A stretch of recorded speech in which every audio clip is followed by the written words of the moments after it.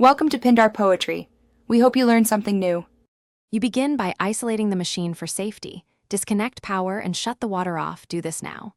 Once done, remove the front panel or lower kickplate to expose the drain pump and filter area.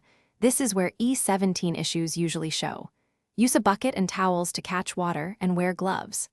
Check for obvious blockages, then open the filter slowly to release trapped water. If you see debris, clear it out. This first pass often resolves the error quickly.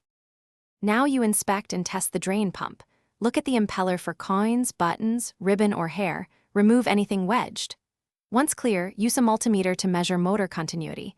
A healthy pump shows low ohms, while open circuit indicates failure. Also, examine hoses and the small pressure tube to the control. Kinks or air leaks can mimic pump errors. If the pump turns freely by hand but has no continuity, plan to replace it. Keep each test methodical and record values. If tests show the pump is faulty or the impeller damaged, replace it with the correct Siemens part. Install securely and reconnect hoses with clamps. Once reassembled, restore water and power, then run a short drain or rinse cycle to confirm proper operation.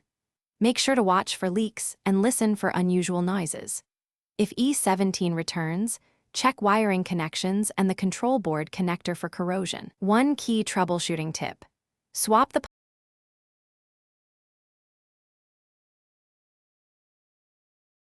Thanks for watching. Consider subscribing if we helped you.